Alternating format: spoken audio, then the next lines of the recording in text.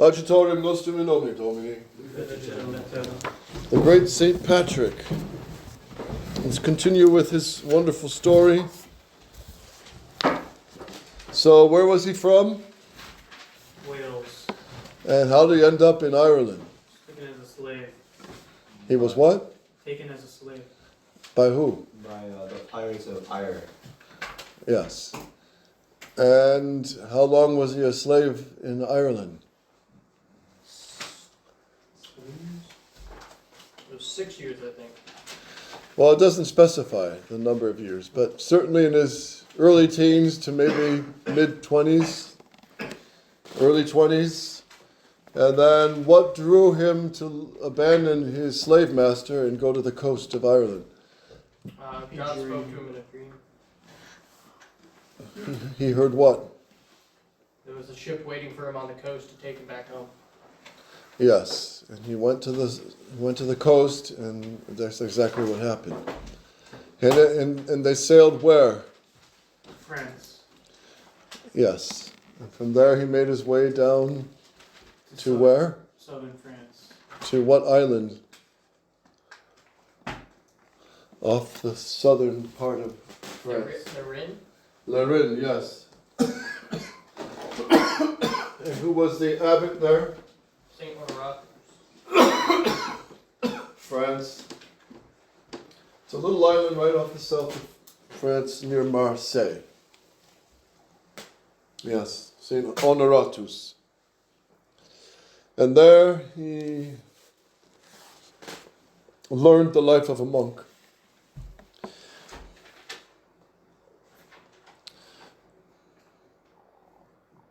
To learn how to accomplish this, he returned to Gaul, he returned to France, and visited several monasteries. The one St. Martin had founded at Marmoutier, the one of St. Ambrose in Milan. Finally, he settled down as a monk and student at Lorraine. He could not have found a better place at that time, no less a personage than St. Honoratus, who had been consecrated by the holy hands of St. Ambrose of Milan, had turned that desert island into a blooming paradise in those very years when St. Patrick was watching his pigs and dreaming his dreams in Ire.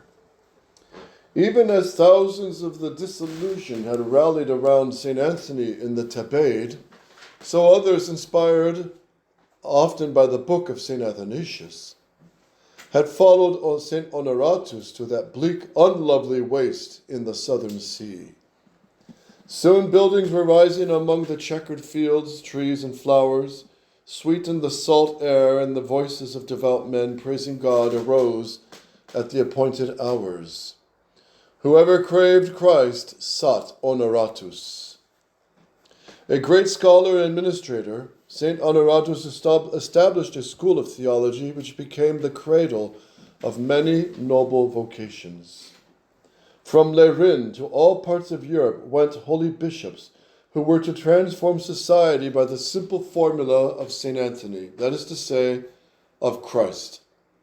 St. Hilary of Poitiers, St. Caesarius of Arles, St. Maximus, St. Eucharius of Lyon, St. Luprus of Troyes, Valerianus of Amiens, Salvianus of Geneva, Varanus of Venice. These were only a few of the saints who had their training in the monastery of Honoratus.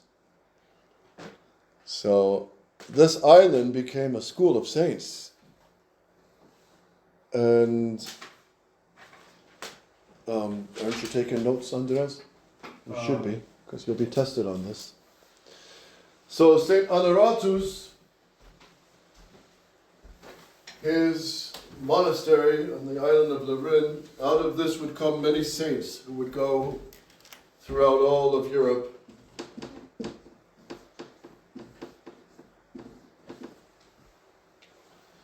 And spread Christendom. And many of them became good and holy bishops. So their formation was the monastic formation. They would have chanted the divine office, they would have basically lived similar to the rule you're living right here, with classes and instructions. Learning Latin would definitely be part of their life, probably Greek as well. What else? The chanting of the divine office, daily mass, high mass.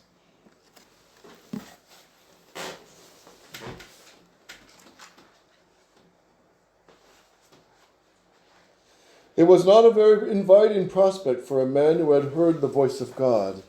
The great Babylon, as St. Peter had called it, had nearly reached the bottom of the incline to which paganism invites human nature.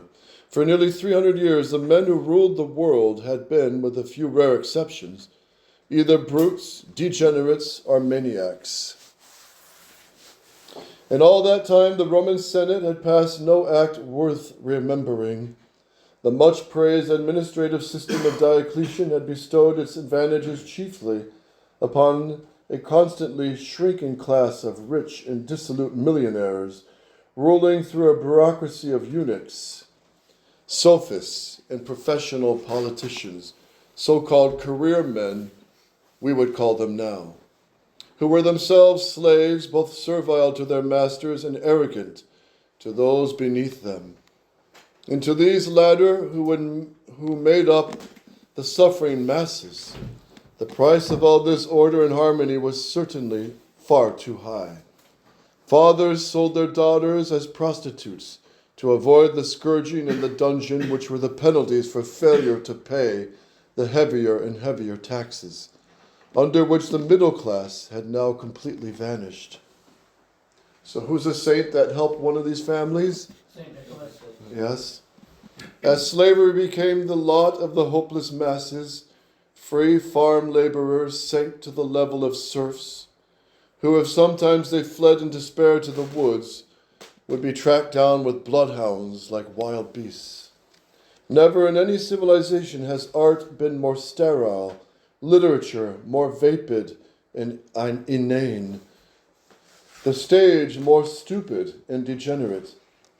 The stage, what's that mean? The atmosphere, the plays. The plays. Oh. The plays, the entertainment was never more stupid and degenerate.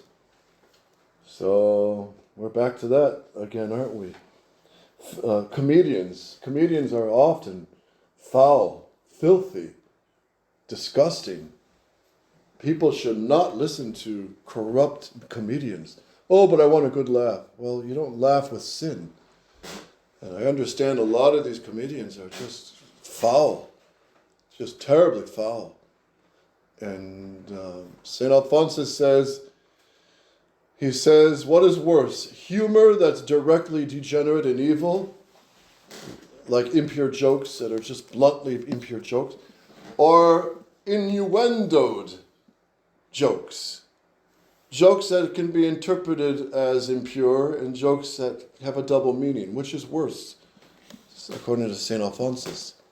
Ones with a double meaning. Yes, because you have to think about it. So, we're back to this here too.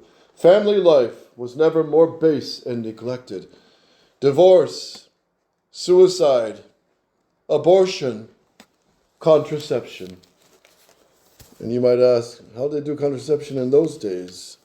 Well, here's a footnote.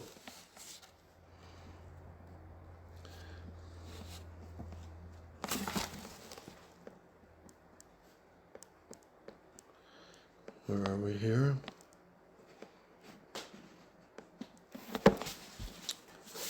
The voice of the Irish. Yes. He's quoting St. Augustine, speaking about marriage.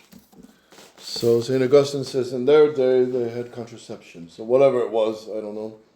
Every sort of oriental vice had replaced the manly virtues of the old republic.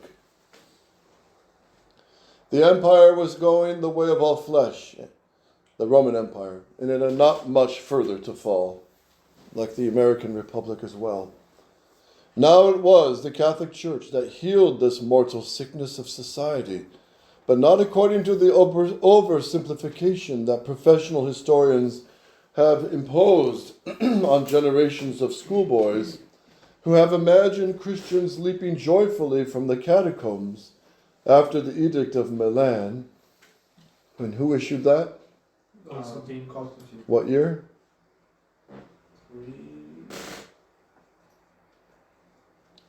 300. Anybody? 316. Close. 25. Even farther. One more. 313 AD. Edict of Milan, 313. Under Constantine. On the contrary, it might be argued that despite the services of Constantine, especially at Nicaea, and when was the Council of Nicaea? 325. Yes. The protection of the Caesars delayed the process considerably. Some of his descendants, like Constantius, were Arian heretics. Thus, Arianism became a fashionable and wealthy sect of the best people, quote unquote, the best people, who despised and mistreated the true followers of Christ.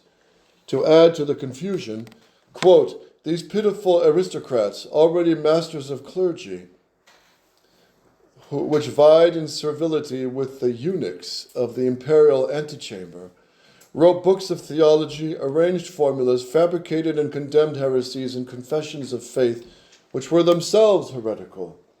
And as if these crowned theologians were not enough, the empress too must needs interfere in their turn to govern consciences, define dogmas, and persuade bishops. That's Montalembert in his work called Monks of the West. One of these shallow reforming busybodies was the Empress Justina. Empress Justina.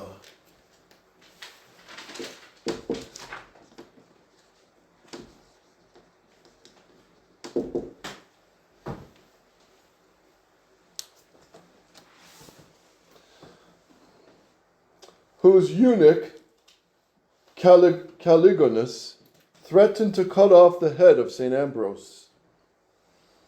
And so they had eunuchs who were men with high voices, delicate hands and fingernails, and were castrated as, I guess, as boys. This was a practice condemned by the church, of course. But in these days, I guess it was common, so they had effeminate men who looked like women all around them, with high voices. Another was the vain and greedy Empress Eudoxia, who with her eunuch Eutropus and his golden statues hounded St. John Chrysostom to exile and to death. So Empress Eudoxia, and this is out in Constantinople in Turkey. We'll come to Empress Eudoxia in the life of St. John Chrysostom. She was a real witch.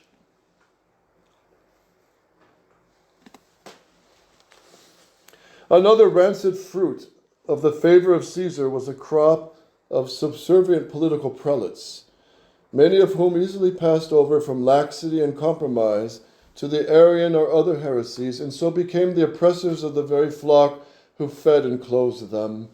Sounds like our modern bishops, right? Most of them modernists and more politicians than bishops, playing games, not caring for the sheep, more concerned for the things of the world than for the glory of God. In and out of the marble halls of the Caesars and their eunuchs, these bishops, these Judases, would glide with their mask-like flabby faces of overfed babies and their little crafty eyes, so characteristic of politicians in all ages, offering their panegyrics and accepting the bribes of bureaucrats who despise them, and mentioning the name of Christ only where no offense would be taken. Wow, what a description of modern bishops today. What was to be expected of priests under such monsters of perfidy, cowardice, and self-seeking as Bishop Eusebius of Nicomedia and those 5th century lovers of the first places at feast and salutations in the marketplace except that they too would sit down to eat and drink and rise up to play. There were abroad among the faithful not a few of the assiduous men, with arrogant walks and faces, cultivating the false romantic voices of actors, instead of those given them by nature, the too frequent visitors of widows and virgins, with Holy Ambrose, whom Holy Ambrose would not tolerate as priest in his diocese of Milan. So, this is taken from St. Ambrose on his duties of the clergy. He wouldn't tolerate effeminate priests and bishops. He wouldn't tolerate it. And he's right. And St. Bernard talks about monks in the monastery who sing with effeminate female voices and put on airs of opera, he says. And he says, no, monks should sing like men and use their manly voices to glorify God and not try to falsetto their voices. He condemned that, St. Ambrose. Palace bishops presided over hireling priests, and both naturally over a laity de-Christianized, paganized, Arianized, to such a degree that the author Montalembert could write of that Laodicean church that, quote, the political victory of Christianity, far from having assured the definite triumph of Christian principles in the world, had provoked a revival of all the vices which the Christian faith ought to have annihilated. The church has passed through many trials. She has often been persecuted, often compromised, betrayed, and dishonored by her unworthy ministers. I doubt if ever she stood nearer the brink of that precipice down which God has promised she shall never fall. So here's the Catholic Church, corrupted in the 400s and 500s. A lot of lax bishops, scandalous clergy, very similar and full of heresy. So you see, there's been similar times in the church history. Even the Church of the Fathers could not transform such a society without the preliminary of a great scourge of penance. This was accomplished by the barbarian invasions. And when St. Patrick went to study at Lerin, the process was well advanced. So this is late 300s. St. Patrick is here at Lerin. The barbarian invasions are coming into northern Italy, the Lombards and the Goths, Visigoths. The Vandals came down through Ukraine and Hungary. And it was a punishment from God on the Catholic nations. Wait, you said the barbarians were going into Lorraine? No, they didn't get that far yet, Okay. but they're making their way into Europe, and they're ravaging, raping, killing. And St. Benedict is going to meet one of these eye to eye. Remember his name? St. Benedict met Attila the Hun. It was another barbarian. Who was it? Oh, he met, Totila. yes, Totila. yes. In the year 375, 2 years after the death of St. Athanasius, the Huns, a people from Central Asia, had set in motion the last phase of the mysterious wandering by falling upon the Alans, A-L-A-N-S, and the Ostrogoths on the shore of the Black Sea. The Ostrogoths were from Ukraine area. All three then united to drive the Visigoths across the Danube River. 3 years later, these Visigoths overran Thrace, defeating and causing the death of Emperor Valens. Following Alaric the Balt into Italy in the year 400. They were defeated, but in 408 they besieged Rome. And in 410 they took the city and sacked it. So the Visigoths marched into Rome. And it will be the communists marching into Rome, as was prophesied by Sister Elena Aiello. She prophesied Russia will march over Europe and into Rome. and raise the communist flag over the dome of St. Peter's. And they deserve it. It's going to be well deserved after especially insulting Our Lady, overthrowing the Catholic Mass, playing with the Catholic doctrine like it was a toy. Who prophesies that again? Sister Elena Aiello. Elena Aiello. Sister Elena Was she Spanish, probably? Aiello, something like that. Aiello, yeah. I'm not sure. Aiello sounds Spanish, right?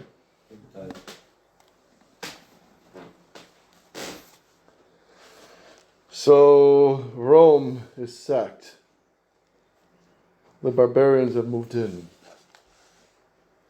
The universal horror and dismay were reflected in the famous lamentations of St. Augustine and of St. Jerome. Yet the church had ready, thanks in part to St. Augustine and St. Jerome, as well as St. Anthony and St. Athanasius, the only instrument capable of healing both the corruption of the old society and the barbarous anarchy of the new. It could not have escaped the shrewd mind of St. Patrick during his final deliberations on the step he was about to take, that this instrument was the institution of monasticism. In short, the practice of the evangelical counsels of perfection. What are they? Poverty, chastity, obedience. He was probably in his early 30s when he made this final decision to give his whole life to Christ. Thus, without intending it, perhaps, he became an important link in the chain of causality by which God drew out of the evil of persecution the renewal of Western civilization and culture. So God, corruptio unius est generatio alterius. St. Thomas says, the corruption of one thing is the generation of another thing. The corruption, the burning of a log into ash, the corruption of the log into burning ash is the generation of another. That ash is sprinkled on plants in the garden and it blossoms again with a healthy crop of tomatoes, carrots, pumpkins, etc. So God allows the persecution to hit Europe by the punishment of the Goths, Visigoths, Ostrogoths, Vandals, and having sacked Europe and punished it, God raises up saints to revive. And that's what's going to happen again through the Immaculate Heart of Mary. And she's going to want more Patricks, more Augustines, more St. Anselms, more St. Hilary of Poitiers to rebuild the society. And that's why the church needs priests. It's an emergency situation for priests and bishops, good bishops and brothers and sisters, and large families.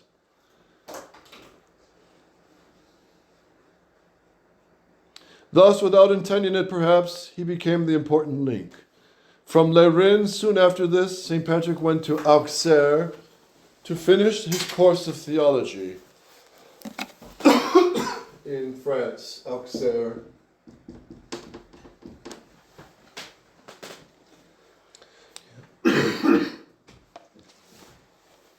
And there he was ordained a priest by no less a bishop than Saint Amator.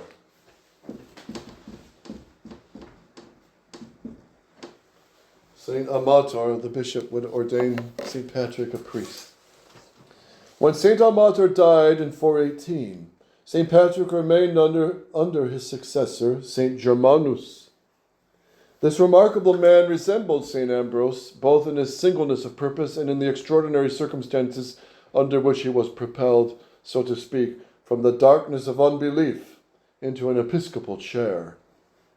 Able lawyer of noble birth, appointed governor of Auxerre by the Emperor Honorius, he led a life of a rich and carefree pagan with his wife, Eustacia, and devoted his leisure hours to hunting.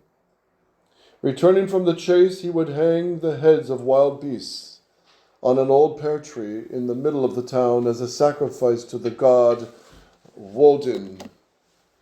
The god of Woden. That's another devil. Old Bishop Amator, who had brought so many pagans into the church, resolved to get rid of this affront to Christ. And one day, when Germanus, a pagan at the time, was hunting in the woods, St. Amator had the pear tree cut down.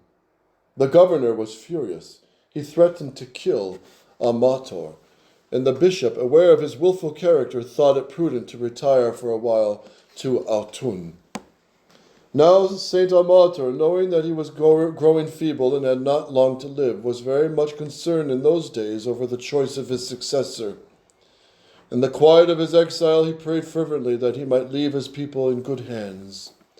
Presently, by one of those strange, sudden, and daring inspirations that take possession of holy minds, he fixed upon the most unlikely candidate in the world, the pagan governor Germanus, his persecutor.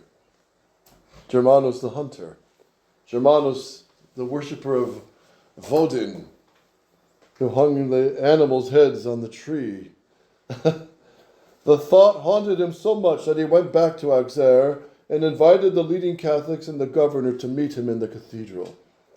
All having left their weapons outside, the doors were shut and locked, and the old bishop and several of his priests, among them perhaps young St. Patrick of Britain, surrounded St. Germanus, told him it was God's will that he be the next bishop.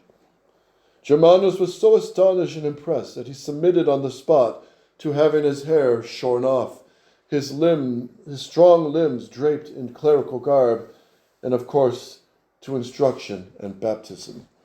Strange as this method of carrying on the apostolic succession seems to us, it was not uncommon in those first centuries of Christian zeal.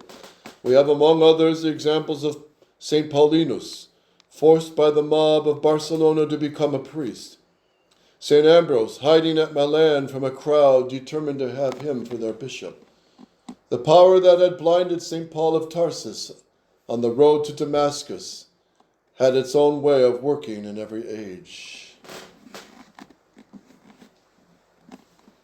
St. Germanus, now chosen, was a man who did nothing by halves. The lusty pagan became, after the death of St. Amator, one of the greatest bishops of his time. He sold his estates and gave the proceeds to the poor and to the church. He lived with his wife as with a sister, and by degrees was transformed into an ascetic who wore the same coarse tunic and cowl winter and summer till they fell to pieces, with a hair shirt next to his skin. He ate but a little cheap barley bread once a day, and sometimes fasted for many days at a time. No politician, no palace bishop was Germanus.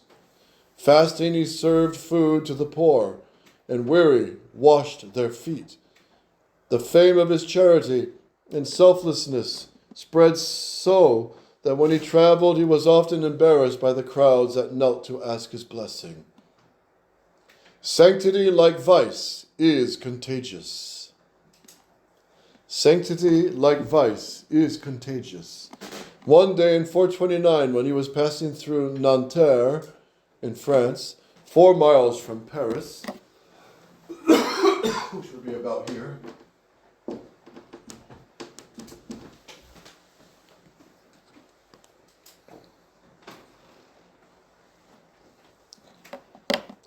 St. Germanus saw at his feet a lovely girl of 7.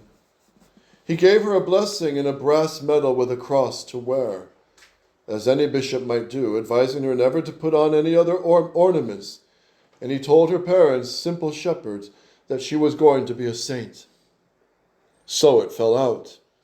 St. Genevieve took the veil as a religious sister at 15. After many persecutions from those who called her a visionary and a hypocrite, she saved Paris from starvation when Childeric besieged it, and even won his reverence by going boldly forth to bring food to her neighbors. When Attila, the Hun, was rapidly approaching the city, She persuaded the people not to flee, but to fast, pray, and scourge themselves. And Attila the Hun, turning suddenly towards Orleans, left them in peace. As a very old lady, St. Genevieve helped bring about the important conversion of King Clovis and became an advisor to him and to his wife, St. Clotilde. So King Clovis, which is a big name in Catholic monarchies. She performed miracles, St. Genevieve, foretold future events. Yet there might have been no St. Genevieve of Paris if there had not been a St. Germanus of Auxerre. St. Patrick also owed a great deal to this holy man. His life's mission came about, in fact, as a result of St. Germanus' mission to Britain. And oddly enough, both came about as results of the Pelagian heresy, even as the fertile monastic ideas of Athanasius had been pelted through the fallow west by the harsh wind of Arian heresy. Moreover, even this Pelagius, a tall, corpulent, opinionated monk from Britain, was a warped product of the monastic enthusiasm kindled by St. Athanasius in France, Gaul, and carried to Britain at the instance of St. Martin. St. Jerome's remark that he was a very dull fellow stuffed with Scottish porridge.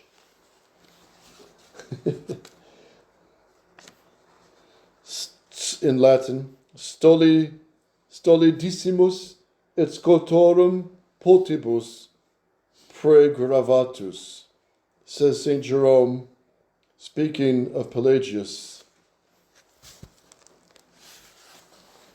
A very dull fellow stuffed with Scottish porridge. He led some to accredit him to Ireland, whose people were then called Scots. At all events, he appeared in Rome in the year 405 with one Celestius, a born eunuch of obscure origin, whom St. Augustine described as incredibly loquacious. What's that mean? What's loquacious? Loquor, loqui, locutus sum in Latin. A deponent verb. Loquor,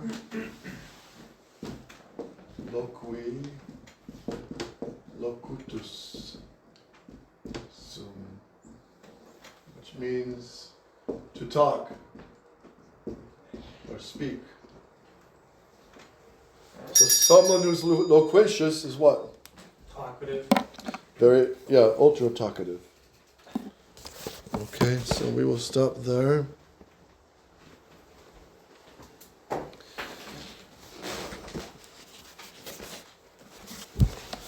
Agitorium nostrum in nomine Domini.